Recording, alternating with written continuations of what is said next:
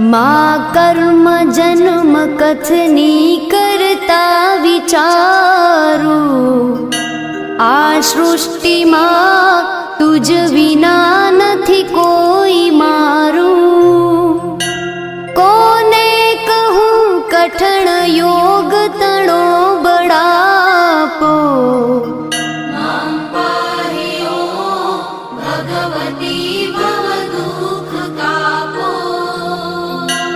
હું કામ ક્રોધ મદ મોહ થકી છકેલો, આડંબરે અતિ ઘણો મદથી બકેલો।